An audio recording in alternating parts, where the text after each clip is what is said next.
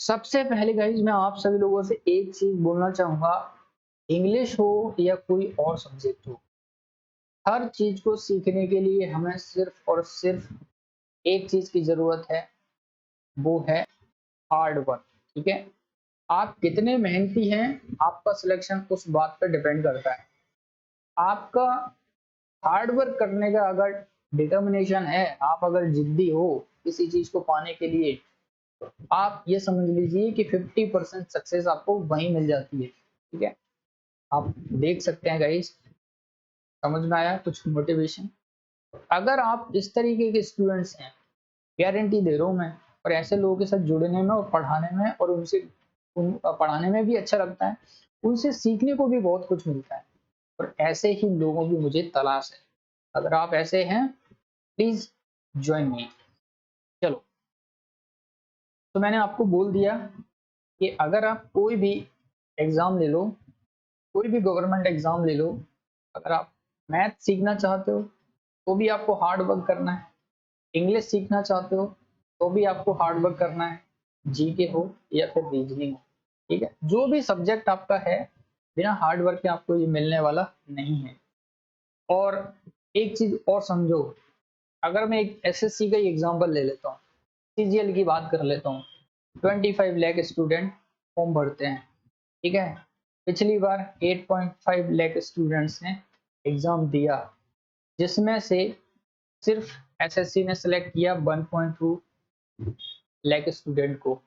ठीक है, जब टायर 3 हुआ तो सिर्फ 85,000 स्टूडेंट बचे। जब टायर 3 का रिजल्ट आया, डॉक्यूमेंट वेरिफिकेशन हुए, तो सिर्फ 30,000 स्टूडेंट को लिया, फाइनली जॉब मिली सिर्फ 11,000 student.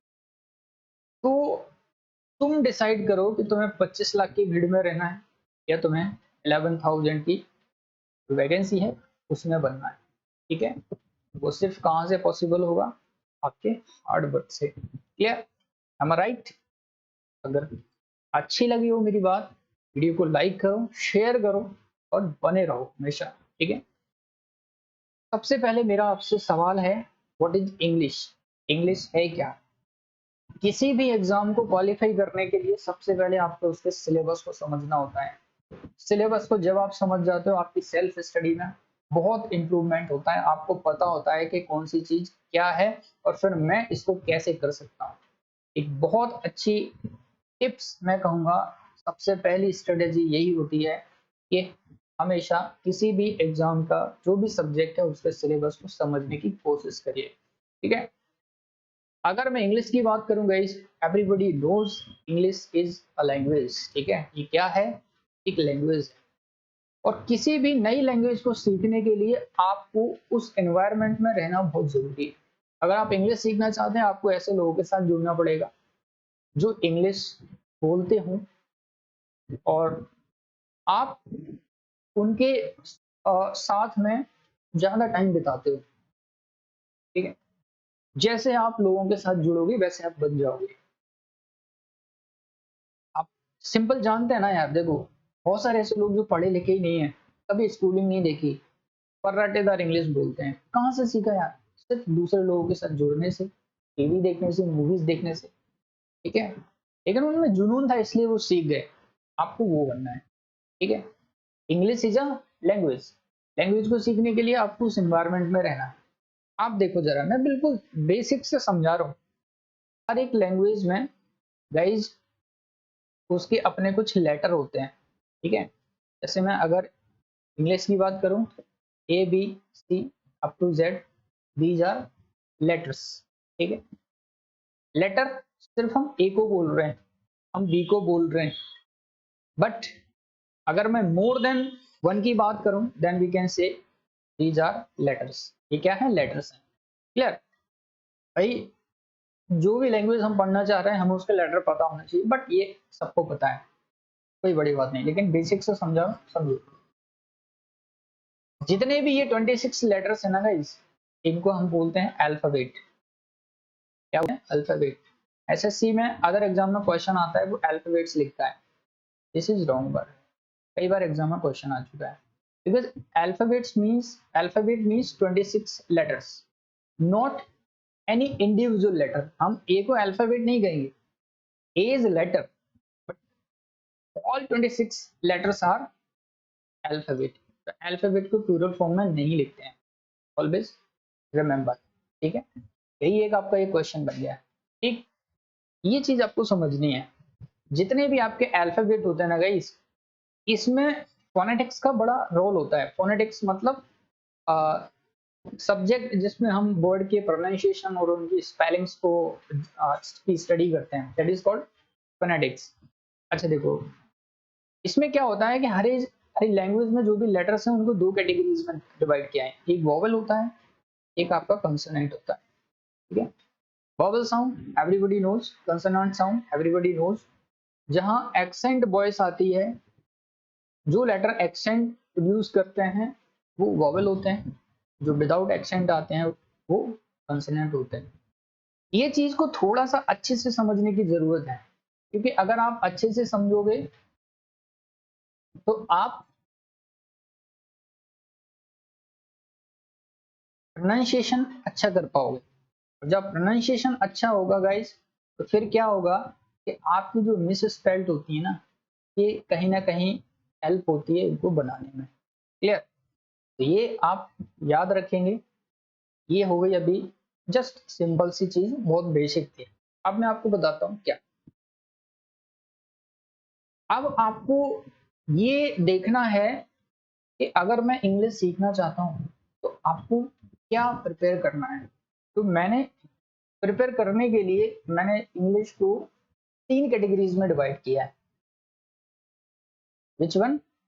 First is vocab, second is grammar और थर्ड इज कॉम्प्रिहेंशन। ठीक है, vocab is first part, grammar is secondary part और comprehension is third part.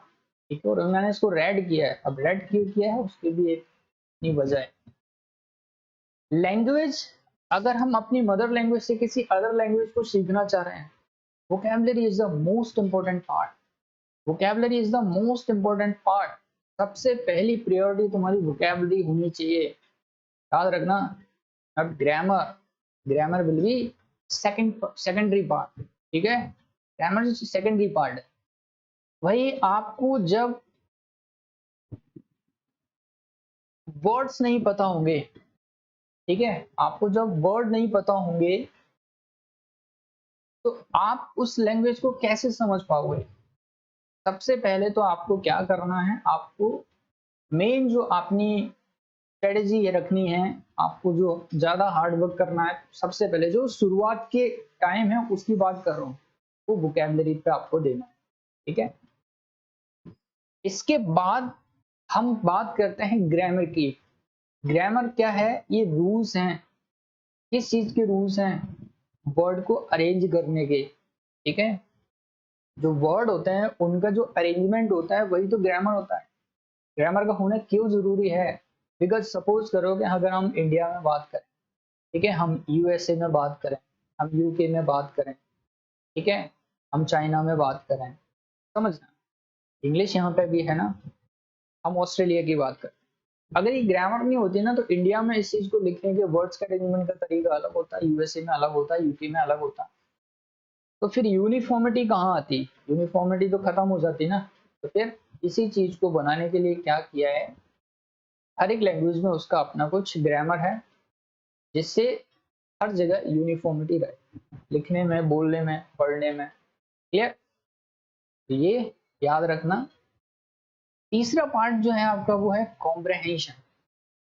Guys, comprehension is totally based on your understanding. ठीक है, एक level तक आपको कोई कॉम्प्रहेंशन बनाना सिखा सकता है, लेकिन अगर आप कहो कि इस चीज में टिप्स एंड ट्रिक्स, तो भाई आप ये समझ लो कि इस चीज में जीरो टिप्स एंड ट्रिक्स हैं। कोई आपको एक पर्टिकुलर पैसेज, एक पर्टिकुलर एक क्लोज टेस्ट या कुछ पैराजम्बल्स करके बता देगा, बट अगर आपको इसमें महारत चाहिए तो सिर्फ और सिर्फ आपकी अंडरस्टैंडिंग चाहिए, और वो कहाँ से आएगी? तो सिर्फ और सिर्फ प्रैक्टिस से आएगी। जब आप 6 मंथ्स तक ग्रामर और 6 मंथ्स तक वोकैब, मतलब टोटल 6 मंथ्स में आपको ग्रामर और वोकैब कंप्लीट करना है। उसके बाद फिर हम कॉम्प्रहेंशन पार्ट पर मूव करेंगे, फिर हम सिर्फ यही फोकस करेंगे बस। बाकी ये सारी चीजें तो अपने आप वहां रिवाइज होती रहेंगी। क्लियर? समझ रहे हो मेरी बात? मैं तुम्हें एक एक मतलब एक्सपोजर दे रहा हूँ, मैं तुम्हें बता रहा हूँ कि करना क्या है। क्लियर? अब मैं आपको वन बाई वन चीजों के बारे में बताता हूँ। सबसे पहले हम बात करते हैं वोकैब के बारे में। ठीक है, आप लोगों ने कहावत सुनी है ना, an apple keeps a doctor away, होता है ना? ऐसे ही अगर आप डेली, मैं बस आपसे ये कह रहा हूँ, डेली बस आप 30 मिनट वोकैबलरी अपनी ईमानदारी से, अपनी सिंसियरिटी से डेली शुरुआत में सिर्फ और सिर्फ 30 मिनट आप दो बस। आप हमेशा अपनी ये हैबिट बना लो, आपकी वोकैबलरी में कभी कोई प्रॉब्लम्स नहीं आएंगी। क्लियर? दूसरी चीज क्या है कि जब हम नए होते हैं ना, तो सबसे पहले हमारे लिए जरूरी होता है कि हम सबसे पहले प्रीवियस ईयर वोकैब पर फोकस करें। ठीक है, सबसे पहले आपको शुरू कहाँ से करना है? आपको प्रीवियस ईयर से शुरू करना है, जितना भी कुछ आ चुका है। देखो ना एग्जाम में कैसे पूछा जाता है आपका वोकैब, एंटोनिम, सिनोनिम, और आपका वन वर्ड सब्स्टिट्यूशन। इसके बाद क्या है आपका इडियम्स एंड फ्रेजेस। ठीक है, next one is miss spelled and another one is confusing words. ठीक है, होमोफोन्स हम कह सकते हैं और होमोनेम कह सकते हैं। ये आपका वोकैब पार्ट। आपको प्रीवियस ईयर उठाना है, पिछले 6 मंथ्स तक। ठीक है, 30 मिनट्स पर डे आपको ये याद करना है। अब कैसे करना है? जैसे सपोज करो मैंने क्या किया था, जैसे मैं पढ़ता था और तो मैं क्या करता था, जैसे मैंने वन वर्ड बना रखा है, मैंने इसकी एक पूरी पीडीएफ बना रखी है। ठीक है, करीब उसमें 3000 प्लस वन वर्ड है। तो मैंने इसको फर्स्ट टाइम याद किया। ठीक है, फर्स्ट टाइम मैंने क्या किया, एक पेंसिल से मैंने उन वर्ड्स को मार्क कर लिया जो मुझे प्रॉब्लम देते थे, या मैं बार बार उनको भूल जाता था, उनका प्रोनाउंसिएशन अच्छा नहीं था, मुझे अच्छा नहीं लगता था, या मेरी स्पेलिंग उनकी गलत हो जाती थी। तो मैंने क्या किया, उनको पहले मार्क कर लिया इस तरीके से। ठीक है, तो मेरा 3000 वन वर्ड एक वीक में खत्म हो जाएगा। ठीक है, अगर आप नए हो तो आप ये समझ लो कि आप 15 दिन ले सकते हो, 15 डेज में कवर कर सकते हो, 1 मंथ में कवर कर सकते हो, आप 100 भी पर डे कर रहे हो। ठीक है, 1 मंथ में ही कंप्लीट हो जाएगा। अब जैसे मुझे अगर याद है तो मैंने क्या किया, पहले जब शुरू किया था तो ऐसे टाइम ले लिए। उसके बाद सेकंड राउंड आया, सेकंड राउंड में क्या हुआ, ये जो वन वर्ड्स हैं समथिंग 2000 रह गए। ठीक है, 2000 रह गए, तो फिर मैंने क्या किया, जो याद हैं, ठीक है, उनको बहुत जल्दी जल्दी, जो मुझे प्रॉब्लम दे रहे थे उनको मैं थोड़ा सा ज्यादा टाइम देके कर लेता था। ऐसे ही जब मेरा तीसरा टर्न आया तो मुझे 1000 वन वर्ड में प्रॉब्लम आई, क्योंकि मैं रेगुलरली उनको रिवाइज तो कर ही रहा था। तो आप ऐसे कर सकते हैं कि आप इनको, जो वर्ड आपको टिपिकल लगते हैं आप उनको क्या करें, मार्क करते चले जाएं, पेंसिल से मिटा दें जब अगर आपको याद हो जाए। ऐसे आपको करते रहना है हर चीज को। ठीक है, ऐसे आपको एंटोनिम लेना है, सिनोनिम्स लेना है, वन वर्ड्स लेना है, इडियम फ्रेजेस, मिसस्पेल्ड, सब कुछ ऐसे लेना है। मैं सिर्फ आपसे क्या बोलूं कि जब तुम 6 मंथ तक ऐसा करोगे ना, ठीक है, 6 मंथ्स के बाद आपको सिर्फ जो आपको बहुत टिपिकल लग रहे थे सिर्फ वो बचेंगे, बाकी आपके भेजे में हमेशा बने रहेंगे। क्यों? क्योंकि आप 6 मंथ के बाद तुम अपनी रीडिंग हैबिट पे फोकस करने वाले हो, तो वो सब तुम्हारा रिवाइज होता रहेगा। 6 महीने बाद जब तुम रीडिंग स्टार्ट करोगे ना, सब तुम्हें पढ़ा पढ़ाया लगेगा, तुम्हें अंदर से कॉन्फिडेंस आएगा, तुम्हें अंदर से फील होगा यार वास्तव में चीजें हमने सीख ली हैं। ये टॉपर्स भी करते हैं, मैं भी करता था, आपको भी करना है। ठीक है, इसके बाद अगर मैं ग्रामर की बात करूं तो ग्रामर में एक्चुअली क्या है, grammar is also classified in 2 types. First is of speech, या मैं ये कह सकता हूं कि ये पहले बेसिक्स हैं, but really these are important topics. These are important topics, most important topic. अगर आपको पार्ट ऑफ स्पीच का प्रॉपर नॉलेज नहीं है तो अब जो हम एडवांस लेवल बनाने वाले हैं, एडवांस लेवल क्यों है, क्योंकि अब सब ये सब मिक्स हो जाएंगे यहाँ पे। आपको एक सेंटेंस के थ्रू वो सब समझना होगा। जब चीजें मिक्स हो जाएंगी तो थोड़ा सा कॉम्प्लेक्सिटी आएगी, वो आपको वहां पे देखना है। तो पार्ट ऑफ स्पीच में 8 पार्ट ऑफ स्पीच की अगर हम बात करते हैं, नाउन, सेकंड, नाउन, थर्ड, ठीक है, फोर्थ, एडवर्ब, शॉर्ट में लिख रहा हूँ मैं, उसके बाद कंडीशन। मैं इनको एक सीक्वेंस में पढ़ाऊंगा, अभी तो जो याद हो रहा है वो मैं लिखता चला जाऊँ। आर्टिकल, 7 आपका प्रपोजिशन और 8 आपका इंटरजेक्शन। ये है आपके पार्ट ऑफ स्पीच, इनका नॉलेज आपको जानना है। Interjection is also really a nice topic, आपको बहुत काम आने वाला है। एडवांस की अगर हम बात करें तो यहाँ पे यार देखो ये वर्ब हो जाता है, ठीक है, आपके यहाँ पर टाइम एंड टेंस हो जाते हैं, और इसके बाद और भी जितने भी टॉपिक्स हैं, मॉडल वर्ब है, पैसिव है, नरेशन है, क्वेश्चन टैग है, नॉन फाइनाइट वर्ब बहुत इंपॉर्टेंट टॉपिक है। तो ये जो आगे की चीजें है ना, ये आपको तब समझ में आती हैं जब आपने पार्ट ऑफ स्पीच को प्रॉपरली समझा है। ये सब मैं आपको पढ़ाऊंगा, टॉपिक वाइज पढ़ाऊंगा, उनके टॉपिक वाइज एक्सरसाइज कराऊंगा प्रीवियस ईयर क्वेश्चंस के साथ, जिससे आपको समझ में आएगा, एक आइडिया लगेगा। बट ये सब होगा पॉसिबल कब, तुम वाकई में मेहनत करना चाहते हो तब, ठीक है। ग्रामर बहुत ज्यादा कुछ नहीं है, ये समझ लो कि आपके सिलेक्शन में इसका जो रोल है 10% है, क्योंकि बाकी सब अंडरस्टैंडिंग पे बेस्ड है, ठीक है। चलो, रीडिंग कॉम्प्रहेंशन, यही तो वो है जो जिसकी वजह से लोगों को डर लगता है, ठीक है। रीडिंग कॉम्प्रहेंशन मतलब आपकी अंडरस्टैंडिंग, अंडरस्टैंडिंग मतलब आपकी समझ। आपको सिचुएशन दी जाती है, उसमें से आपको क्वेश्चंस पूछे जाते हैं, आपको इन्फर करना होता है, मीनिंग को समझना होता है, अंडरस्टैंडिंग। और याद रखना, तुमसे बेहतर तुम्हें कोई नहीं जानता, चाहे गर्लफ्रेंड हो, चाहे मम्मी हो, चाहे हर इंसान को खुद से बेहतर कोई नहीं समझ सकता, खुद की कैपेबिलिटीज को कोई दूसरा नहीं समझ सकता। जो करना है तुम्हें करना है। इसलिए गाइज, इस टॉपिक को एक हद तक आप खुद सीख, दूसरे के थ्रू सीख सकते हो, आगे आपको ही करना है। अगर आप इस पे वर्क नहीं करोगे, यू कांट क्वालिफाई कीजिए, ठीक है, बिल्कुल नहीं क्वालिफाई कर सकते। क्या है भैया, आपका एक तो क्लोज टेस्ट है,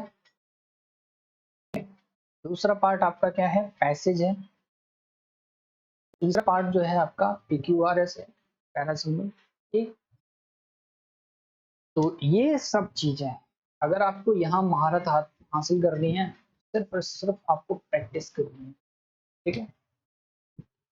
ये तो हो गए हमारा तीनों पार्ट, और मैंने उनके बारे में आपको समझा दिया। अब मैं आपको बताता हूँ कंटेंट कहाँ से आएगा, हम सर करेंगे कैसे। चारों आपने बता दिया, ग्रामर पोर्शन है, वोकैब पोर्शन है, रीडिंग कॉम्प्रिहेंशन। अब कंटेंट भी तो चाहिए, पढ़ेंगे तो उसके लिए एक अच्छा कंटेंट तो चाहिए। तो मैं तुम्हें कुछ बुक्स प्रेफर कर रहा हूँ, 10 बुक के चक्कर में मत पढ़ो, एक से कंप्लीट करो, प्रीवियस ईयर पर फोकस करो, कुछ और न्यूज़पेपर की रीडिंग हैबिट हम बनाएंगे, वहां से कवर कर लेंगे।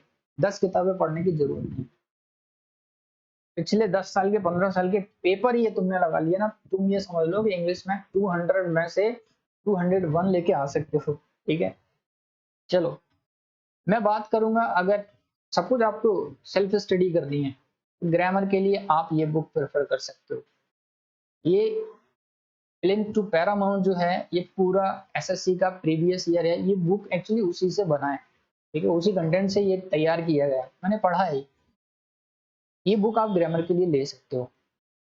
और मैं बात करूं ऑब्जेक्टिव, अगर आपको चाहिए, आप ये बुक भी अच्छी है, ठीक है, आप इसको ले सकते हो ऑब्जेक्टिव क्वेश्चंस के लिए, लेकिन सफिशिएंट नहीं है। सफिशिएंट आपको खुद से करना पड़ेगा, ठीक है। तो ये हो गई हमारी दूसरी बुक। आपको इस बुक में प्रीवियस ईयर पेपर मिलते हैं, ठीक है, सोल्यूशन दिया है इसमें। अच्छा है कि आप ये बुक के थ्रू सोल्यूशन देख सकते हो, बट कुछ क्वेश्चंस जो हैं वो ऐसे सोल्यूशन इसमें दे रखे हैं कि आपको दूसरों से पूछना ही पड़ेगा। बेटर हो कि आप अपने फ्रेंड से या किसी टीचर से डिस्कस करें। किसी भी क्वेश्चन में डाउट लगता है तो करना ही चाहिए, ठीक है। आप ये ले सकते हो। इसके बाद अगर आपको और ज्यादा क्वेश्चन चाहिए, नंबर ऑफ क्वेश्चन ज्यादा चाहिए, इसमें देखो जरा 13,000 plus objective question. But Kiran book जो है, ये मुझे बुक इसलिए अच्छी नहीं लगती थी कि इसमें जो रॉन्ग क्वेश्चन है ना, मतलब इनका जो एक्सप्लेनेशन है वो मुझे बहुत गंदा लगता है। सच बता रहा हूँ, कॉम्प्लेक्सिटी बहुत ज्यादा है ये बुक में। अगर आप इसको क्वेश्चंस ज्यादा चाहिए इस हिसाब से देखते हो तो बेस्ट है, लेकिन गलतियां बहुत हैं। क्वेश्चन बैंक की तरह आप इसको यूज कर लो तो फिर ठीक है। तो ये आप ले सकते हो अगर ऑब्जेक्टिव क्वेश्चन की बात करें। इसके बाद अब गाइज मैं तुम्हें बता रहा हूँ कि हमने 6 मंथ्स बेसिक्स पढ़ लिया, हमने वोकैब पढ़ ली, हमने ग्रामर पढ़ ली। अब हमें फोकस करना है हमारी रीडिंग हैबिट। तो मैं तो बस आपसे ये कहूंगा कि कुछ लोग कहते हैं न्यूज़पेपर, न्यूज़पेपर आप पढ़ सकते हो, ठीक है, काम करता है, आपके अंडरस्टैंडिंग पे काम होगा और आपको नए वोकैब भी मिलेंगे, ठीक है। लेकिन सबकी आदत नहीं हो पाती यार। आदत नहीं होती तो तुम सिर्फ एक काम कर सकते हो कि जो आपके प्रीवियस ईयर पेपर हैं, ठीक है, जो आपके प्रीवियस ईयर पेपर हैं तुम वही यूज कर लो, डेली की हैबिट बना लो। तो उसमें आपका एक पेपर अगर डेली लगाओगे तो भी आपको बहुत कुछ मिल जाएगा, ठीक। लेकिन पढ़ो, कुछ ना कुछ जरूर पढ़ो, इंग्लिश की बुक्स पढ़ो जो इसमें तुम्हारा इंटरेस्ट हो, जो बुक्स तुम्हें अच्छी लगती हो वो पढ़ो। रीडिंग हैबिट बहुत जरूरी है। डेली अभी अगर आप 1 घंटे पढ़ सकते हो, 30 मिनट पढ़ सकते हो तो बहुत है। आप हवा में बातें मत करो, अपने आप को, अपनी कमजोरियों को पहचानो, ठीक है, ये आपको बहुत जरूरी है। मैंने आपसे बोला कि आपका जो पार्ट स्ट्रांग है उसको थोड़ा कम टाइम दो, जो पार्ट कमजोर है उसको ज्यादा टाइम देके हमें उसको अच्छे लेवल पे लेके आना है, ठीक है। इसके बाद जब एग्जाम में बात करते हैं तो एग्जाम में गाइस देखो, थोड़ा सा हमें एग्जाम में टाइम को मैनेज करके सोचना होता है। जब हम प्रैक्टिस कर रहे होते हैं टाइम का मैनेजमेंट हमें देखना होता है, तो वहाँ एलिमिनेशन प्रोसेस बहुत काम करती है। आपको क्वेश्चन को स्किप करना आना चाहिए, नहीं बन रहा तो उसको, उससे लड़ो मत, क्योंकि तुम्हें हरा देगा वो क्वेश्चन, तुम्हारे पास टाइम लिमिटेड है। तो ये बाद में देखेंगे हम ये चीजें, ठीक है। क्वेश्चन को रीड करो, शुरुआत से ऐसी आदत बनाओ, नए हो तो तभी से ऐसी आदत डालो कि क्वेश्चन को हमेशा पूरा पढ़ो।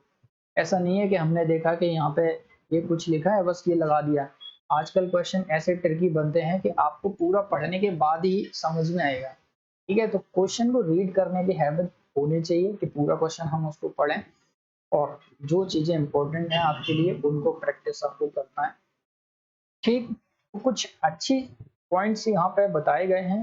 टॉपर की भी यही स्ट्रेटेजी होती है, आपको भी यही करना पड़ेगा अगर जो, ठीक है, अच्छा स्कोर करना है तो। और सबसे बड़ी चीज है प्रैक्टिस, प्रैक्टिस और प्रैक्टिस विथ रेगुलरिटी, ठीक है। आपको एक रेगुलरिटी चाहिए, उससे आपको प्रैक्टिस करनी है ईमानदारी से, ठीक। और यही सब मैं आपको आज इस वीडियो में बताने आया था। उसके बाद अगला जो वीडियो होगा जिसमें हम इंग्लिश ग्रामर सबसे पहले स्टार्ट करेंगे, इंग्लिश ग्रामर एक टॉपिक पढ़ाऊंगा, उसके क्वेश्चंस आपको प्रैक्टिस कराऊंगा, ठीक है। तो एक टॉपिक हमारा ये कंप्लीट हो जाएगा इस तरीके से। टाइम है, मैंने क्या बोला, 6 मंथ मोर देन इनफ है, जिसमें आपको आ, मैं आपको बुकैप की पीडीएफ्स भी अवेलेबल करा दूंगा, जो भी क्वेश्चंस है उसके पीडीएफ्स आपको अवेलेबल करा दूंगा, ठीक है। तो जितना मैं कुछ अपने तरीके से कर सकता हूँ या मुझे लगता है कि हाँ इस तरीके से मैंने सीखा था तो मैं भी वैसे ही सीखना चाहिए, वो सब करूंगा। बट आपको बस इतना सपोर्ट करना है कि जितना हो सके आप शेयर करिए वीडियोस को, चैनल को सब्सक्राइब करिए। मुझे अपने आप को प्रूफ करना और तुमसे कुछ चाहिए नहीं, ठीक है, कि हाँ यार हम भी कुछ कर सकते हैं। मोर देन पेड कोर्स आपको मैं चीजें प्रोवाइड कराऊंगा। तो सी यू गाइस नेक्स्ट वीडियो में हम मिलेंगे, तब तक के लिए बाय बाय, टेक केयर। सभी लोग घर पे रहो, सेफ रहो और पढ़ाई करते रहो।